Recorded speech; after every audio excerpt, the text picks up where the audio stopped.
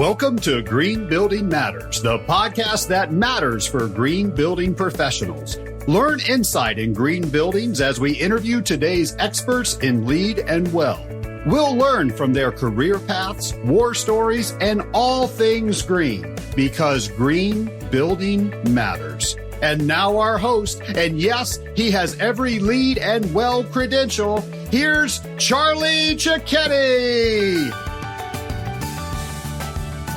Be sure to check out the Green Building Matters community, where you can have unlimited exam prep for any of the professional credential exams you're tackling next, as well as putting your continuing education on autopilot, saving time with GBS reporting your hours on your behalf. Check it out, gbes.com/join. Now, enjoy this episode of the Green Building Matters podcast. Hi, everyone. Welcome to the next episode of the Green Building Matters podcast. I'm your host, Charlie Cicchetti, and I've got an Italian on here, a LEED fellow, but he's actually in Shanghai. So I just can't wait to learn his story and see what's kind of going on in the green building world there. But Alessandro, how you doing today? I'm doing great. Thanks so much for having me. Very exciting. Well, I know as we're recording this, it's late evening where I'm at, early morning where you're at, and it's just amazing how we can connect our green building professionals here. Take us back. I always like to ask my podcast guests, where'd you grow up and where'd you go to school? So I've grown up in quite a few different places. I was born in La Spezia, Italy, and moved around in Italy a little bit as a kid. Eventually made my way to the UK and then the United States, kind of following my dad around.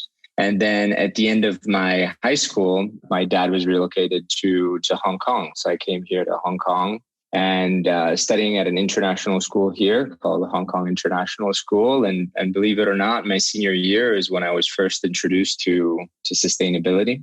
I had two wonderful professors that were teaching courses on environmental science and environmental philosophy. And that really opened up my mind. And I immediately knew that that's what I wanted to do. That's what I wanted to study. So it was really thanks to those two teachers that got me started in kind of this life journey.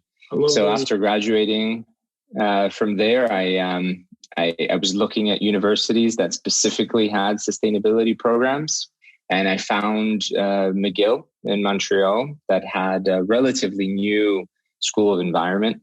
And without hesitation, joined and went and started my 4-year kind of university path towards sustainability that took me in a quite different ways. I ended up doing another degree in urban planning, which then got me started thinking about green buildings. And as part of my senior thesis, I actually used LEED Canada as one of the tools for evaluation of green buildings. That was part of the thesis. And so that was the first time that I came across LEED.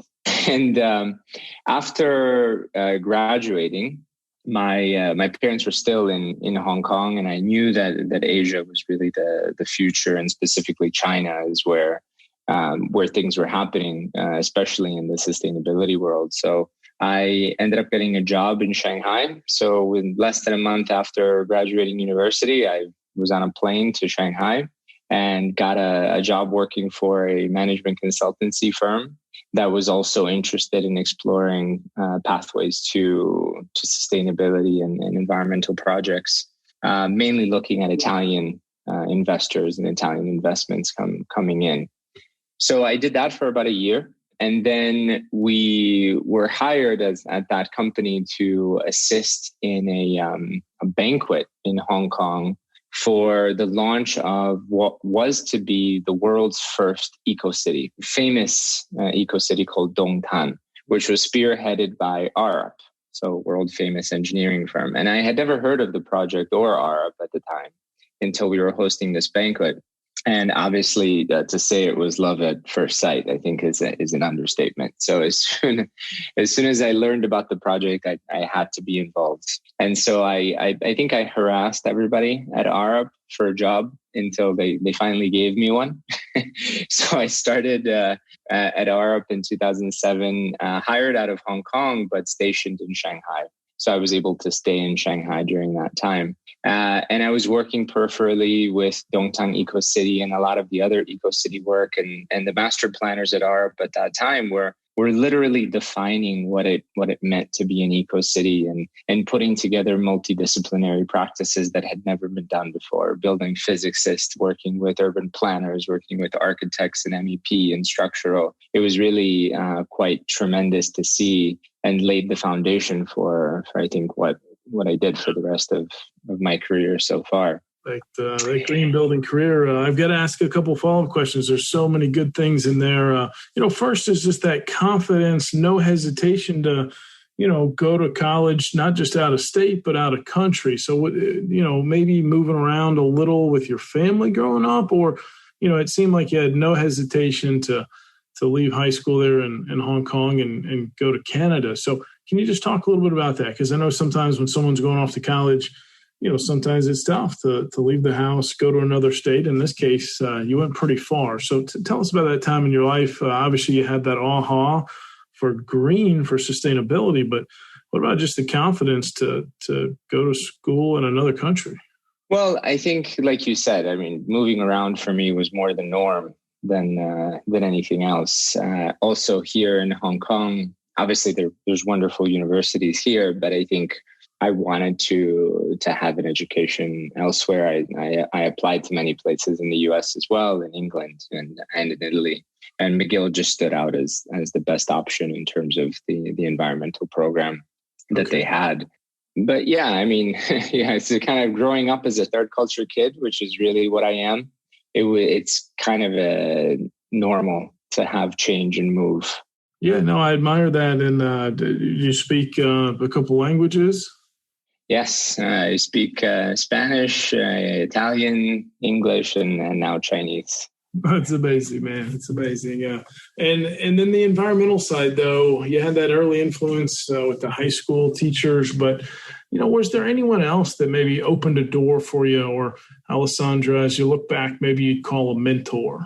I don't have anybody that I would call a mentor, unfortunately. I think I was always kind of seeking and wanting a mentor, but really I kind of learned things on my own, right? Failing and then learning and teaching myself after failing. But I definitely did have people that helped me along the way, no doubt. And I think probably the person that I would highlight the most is Grant Horsfield, who ended up being my first client after I opened my company. So I can tell you that story if you'd like. It's quite an interesting story. Go for it. So when I was working for Arup, this project came along that Arup was evaluating called Naked Stables.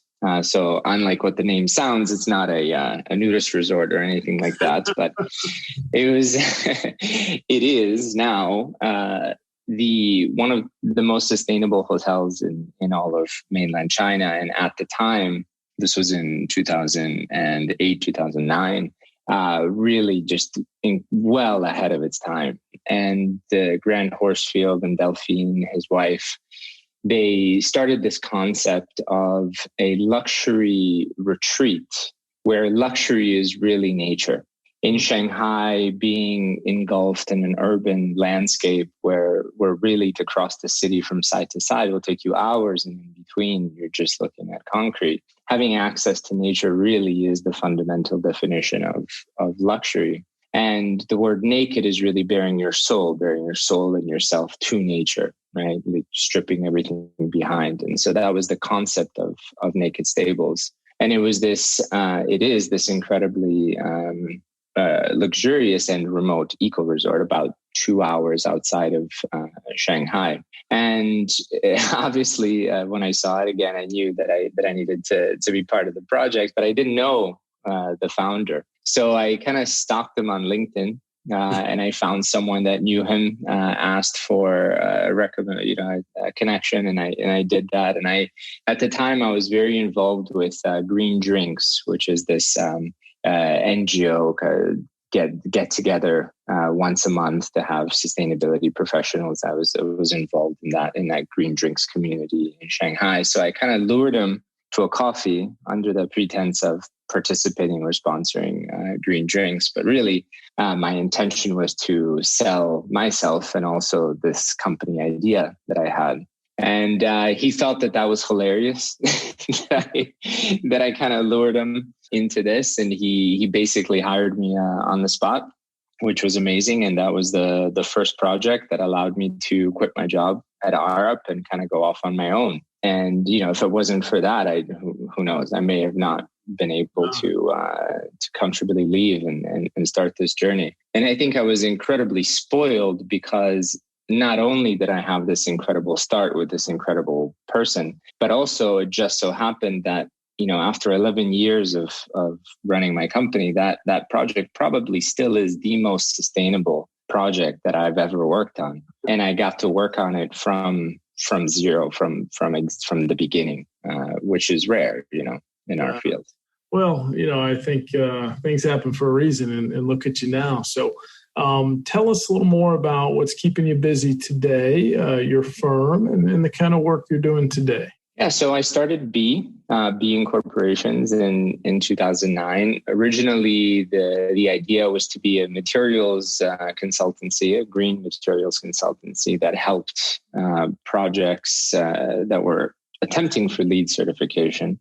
This is prior to source materials in China. And when I started the company, the demand for LEED was tremendous in China at the time.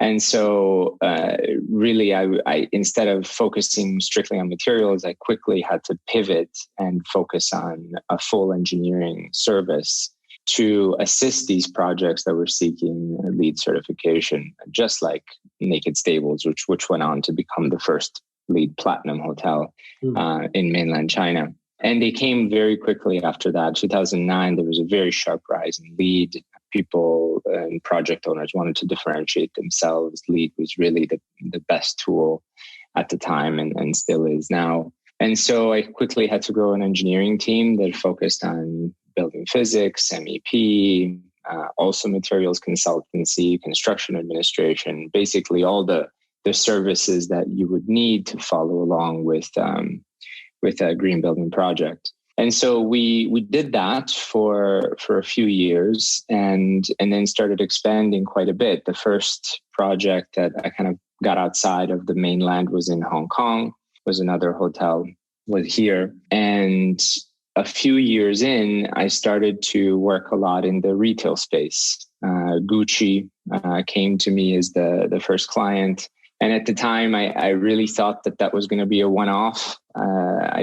I almost didn't really even consider it very seriously because I didn't expect luxury retail brands to be seeking LEED certification. And boy, was I wrong. After Gucci came another client and another client and another client. And, 5 or 6 years later, after that first Gucci project, we are now the world's largest consultancy focusing on luxury retail spaces. We've certified probably close to 400 retail stores in over 30 countries and counting. And it's helped us really expand geographically. So now we have 10 office locations from our original headquarters in Shanghai, covering a very wide range of services, not only LEED anymore, but also certifications such as WELL, which we worked on since the very beginning, Living Building Challenge, energy audits, full suite of computer simulations. And then we recently started a technology division to do real-time tracking. So I'll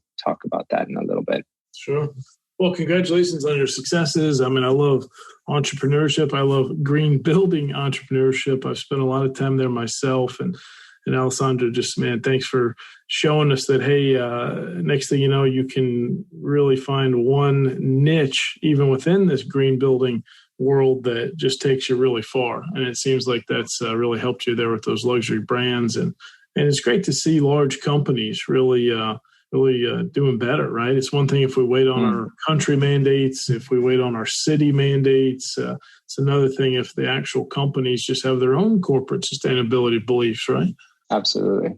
Good. Absolutely. Well, let's look back on this green building career, and who knows, there might even be some personal wins in there too you want to jump in with. But if you look back on the highlight reel, what are a few things you're really proud of?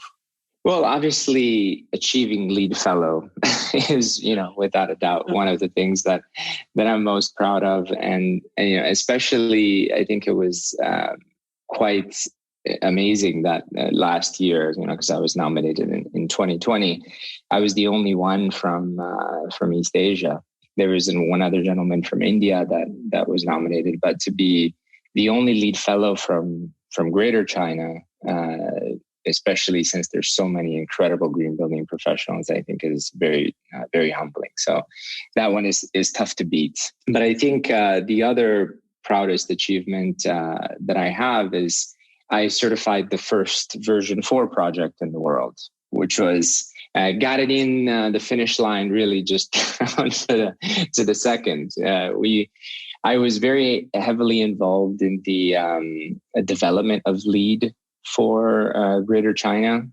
I started the first green building professional organizations called the GBPP. It was meant to be a consortium for LEED professionals in China.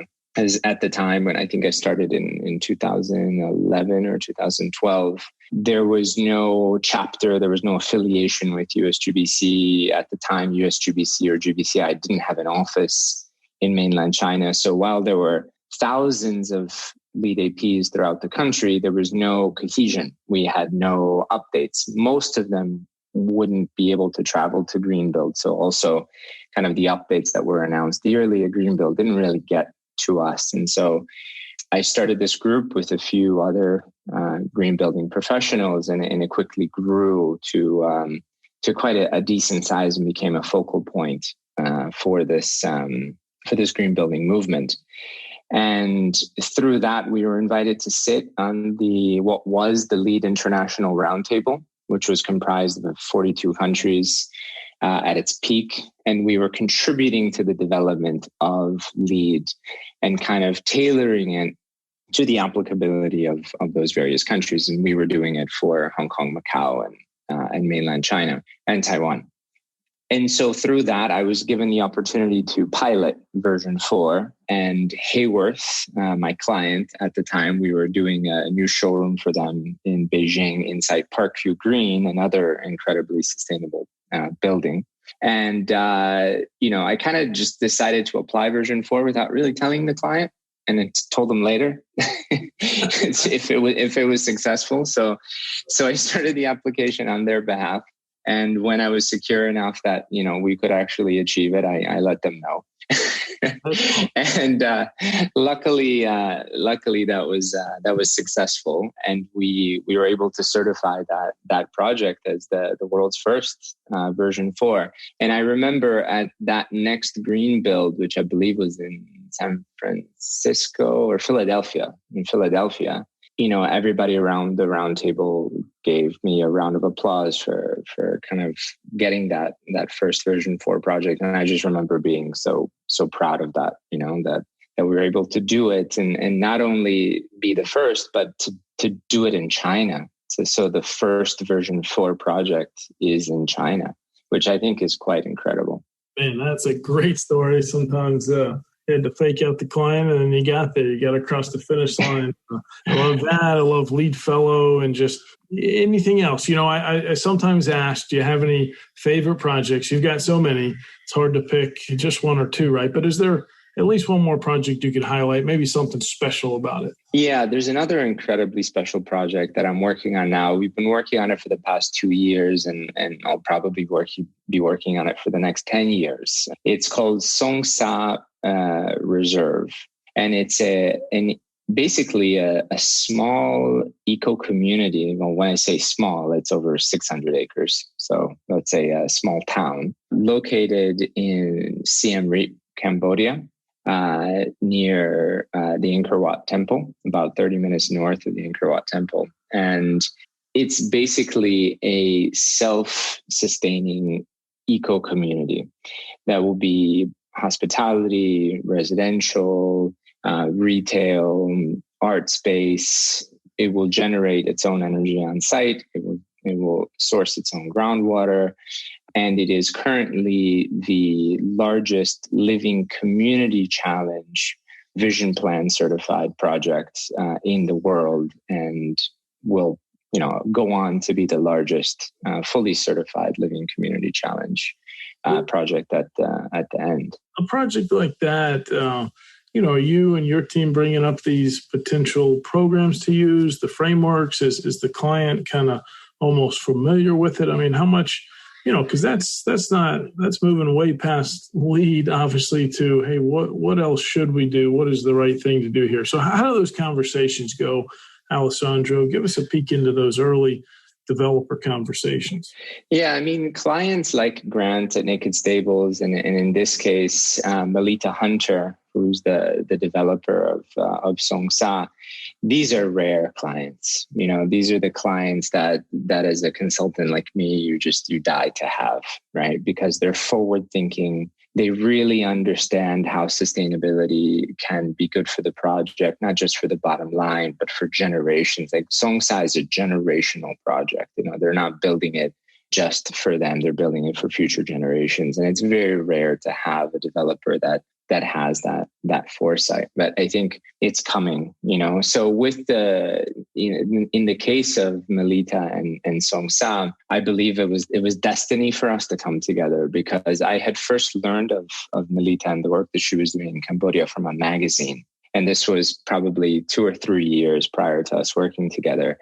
And I don't know, maybe there's a trend of me stalking people online, because I stalked Melita as well, and somehow managed to figure out her email address somehow. I guess I guessed her email address, and I reached out to her and I told her that what she was doing, she was working already in Cambodia, but had a private island resort, a high-end luxury private island resort in the south of Cambodia. Very successful. And I told her that what I thought she was doing was incredible, and I'd love to find a way to work together. And unexpectedly, she replied, being the incredible person that she is. And so we started talking on and off over a few years, and then lost touch. And during that time, I ended up becoming a Living Building Challenge ambassador. I relocated to Hong Kong, where I actually live in Hong Kong now, but still travel up to Shanghai, or used to travel up to Shanghai all the time.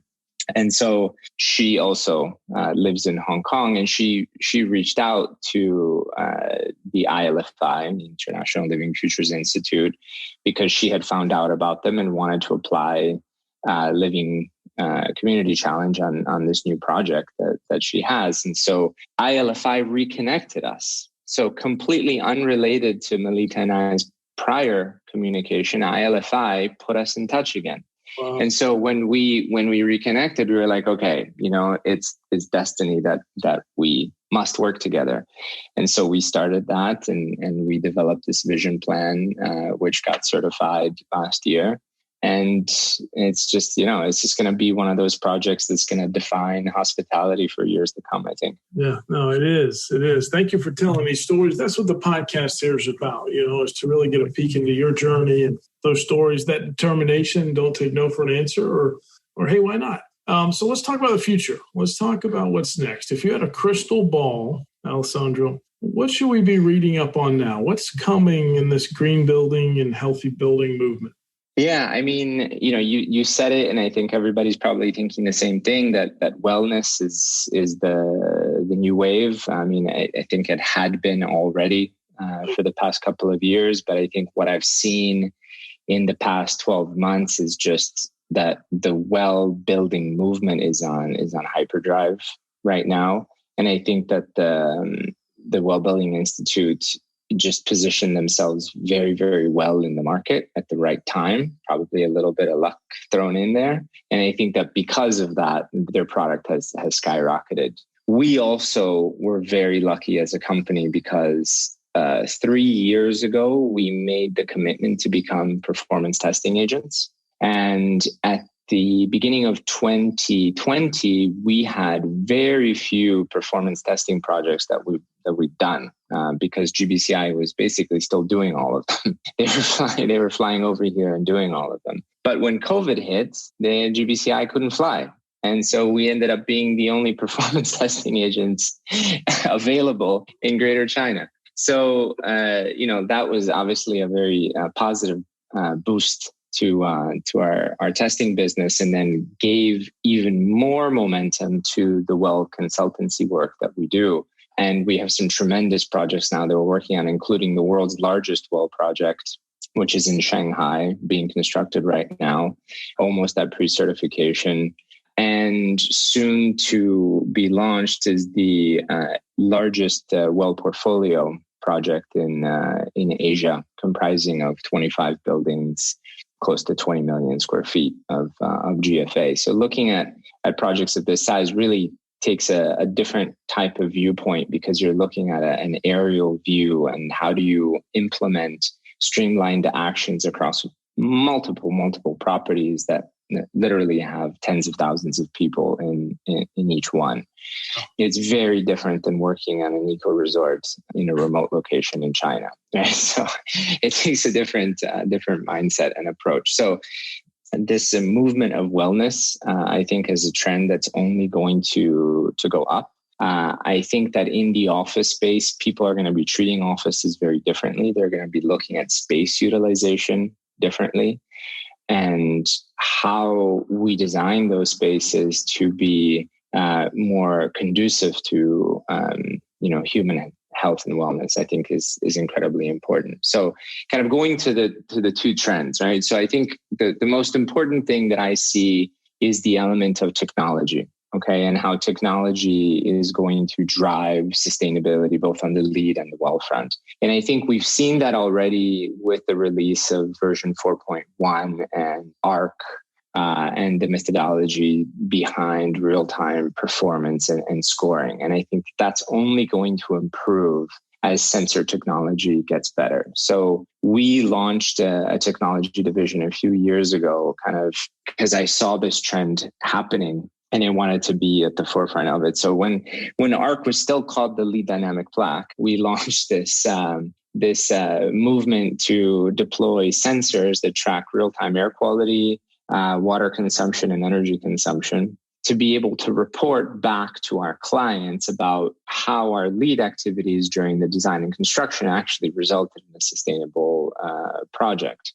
And at the time, really, there was nobody that was doing that. And the drive for that really came from our retail sector, because when we were, our typical retail contract doesn't comprise your one or two stores. It's 30, 40, 50, sometimes 100 locations. And so it became almost impossible for us to report back on that volume of projects without having some element of real-time tracking. And so that's the original motivation of why we did it.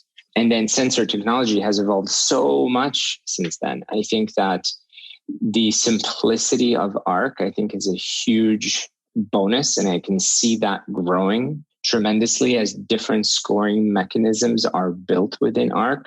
And also how the portfolio feature within ARC is developed. We've already started to do studies in ARC to compare different project typologies and how the score in ARC changes. And then that can drive change within the operations and facilities management of these portfolio companies. I think that that's an incredibly strong tool. On the wellness front, I think indoor air quality monitors are only getting better. They're getting smaller. They're getting more accurate. You're able to track more pollutants more accurately. The next thing is going to be real-time water quality monitoring, which we are piloting right now. Still, I think in the initial stages of what sensors can do, but I think that there's going to be much more that's going to be added on.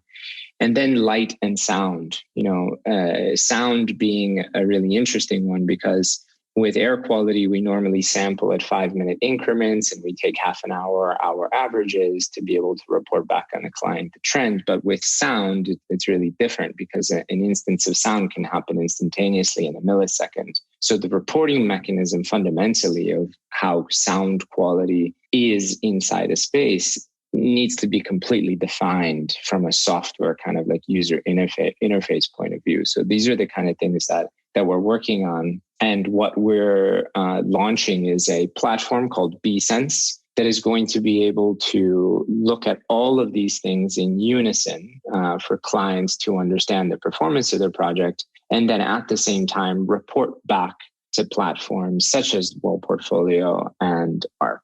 Yeah, that's very innovative. That's where it's all going, and it's cool that you're out there also building some of it.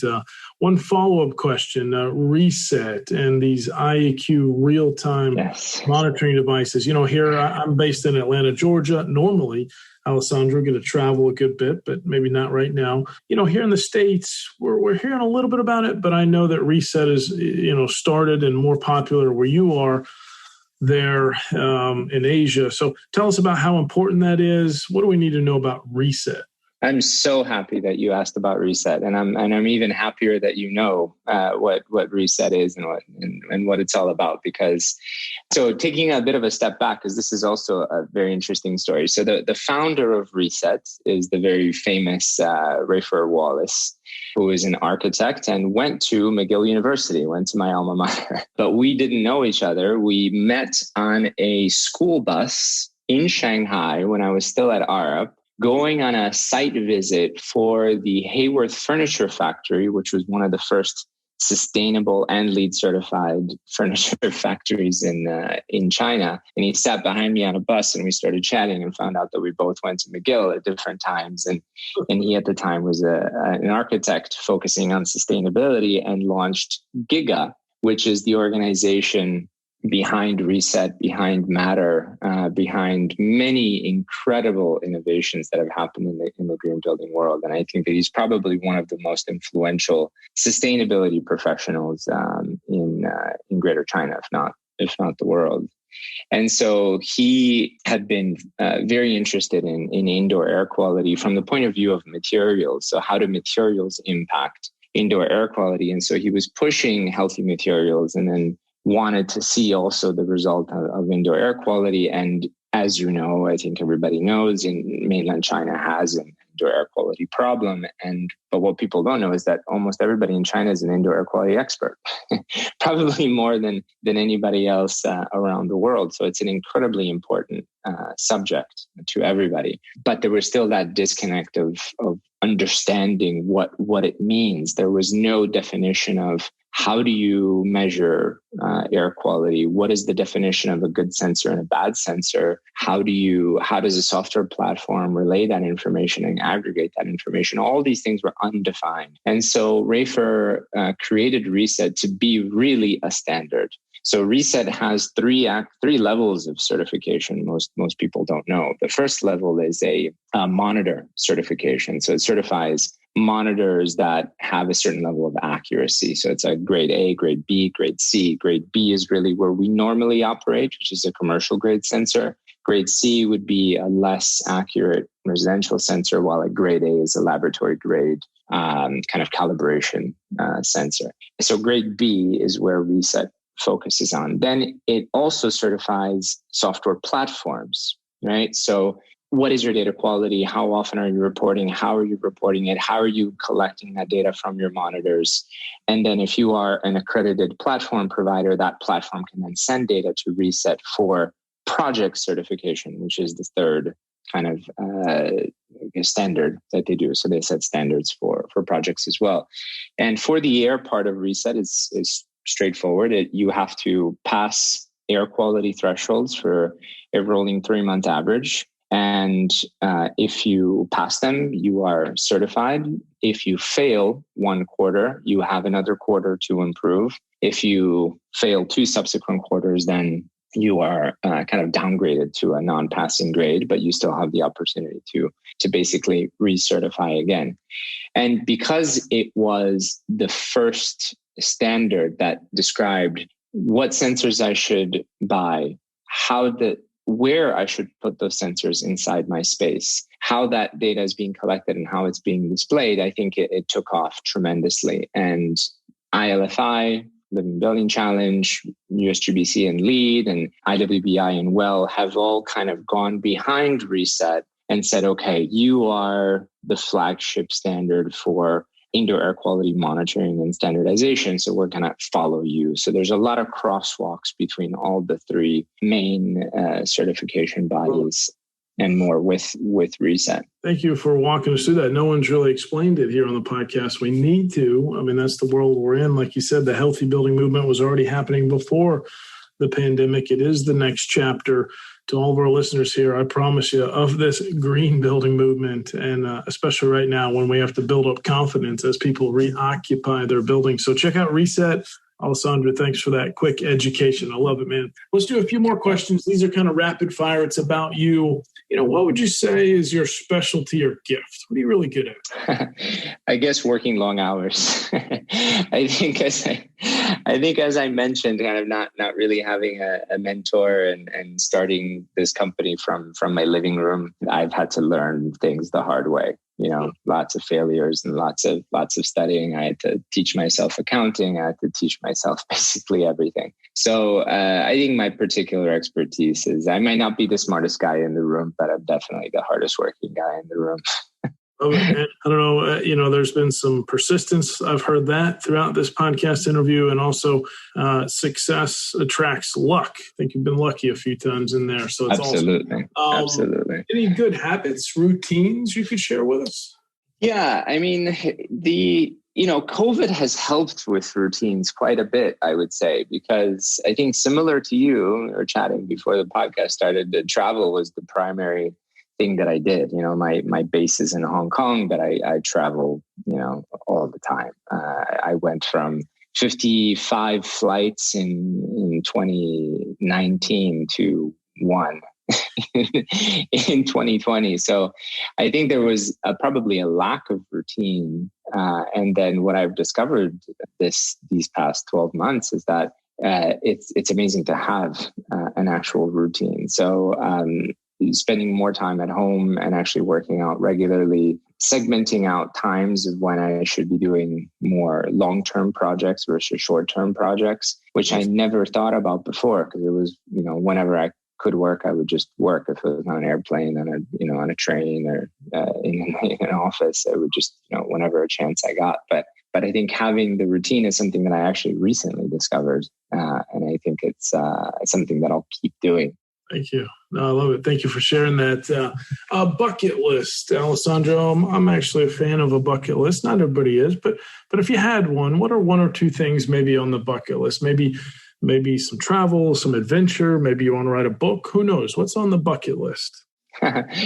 Skydiving is on the bucket list for sure. I've tried a few times, and then logistically it didn't work out. So personally, that's definitely on the bucket list. I think from the business front, I really love operating and doing green building work in emerging markets that people have never really thought about before.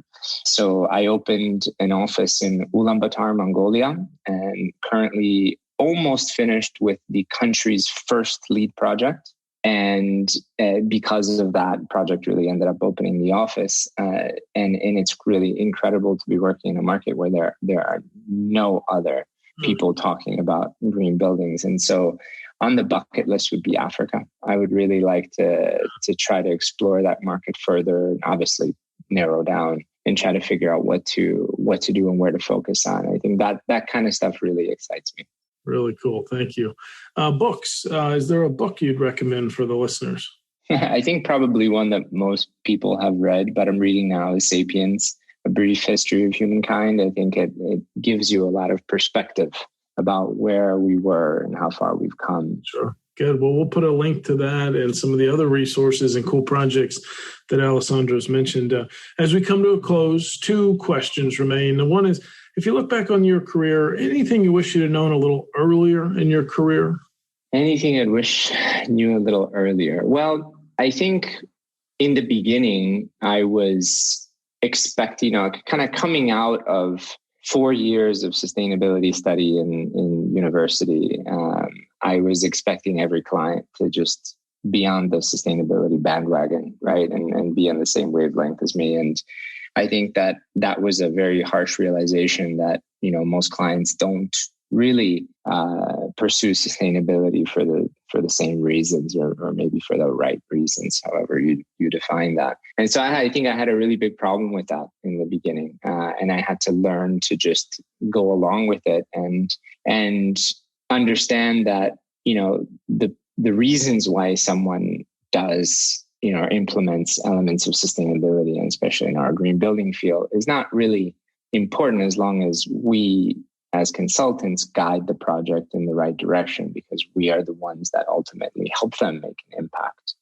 So that took a little bit of while to get used to. So yeah. No, thank you. That's a great advice. It's sometimes we need to look back.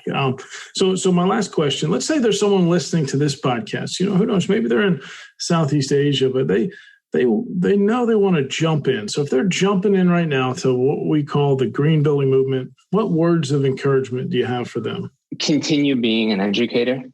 I think that especially in more of the emerging markets in Asia, there's an incredible element of education that consistently needs to be done.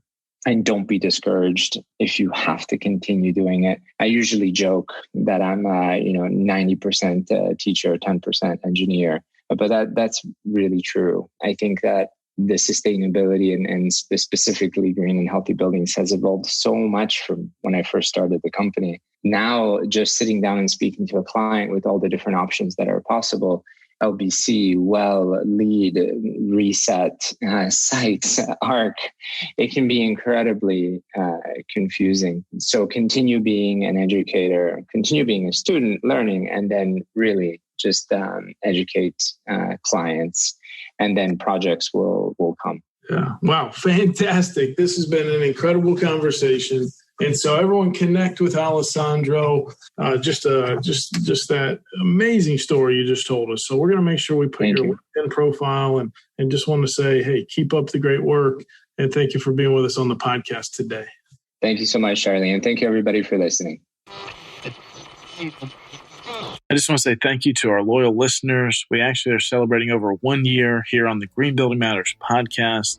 Me and the entire team were stoked and just so glad you continue to listen every Wednesday morning to a new interview with a green building professional here in this industry, or just some pro tips that we want to make sure that you are getting straight from us, straight to you. Thank you for listening to this episode of the Green Building Matters podcast. At GBES.com, our mission is to advance the green building movement through best-in-class education and encouragement. Remember, you can go to gbes.com/podcast for any notes and links that we mentioned in today's episode. And you can actually see the other episodes that have already been recorded with our amazing guests. Please tell your friends about this podcast. Tell your colleagues. And if you really enjoyed it, leave a positive review on iTunes. Thank you so much, and we'll see you on next week's episode.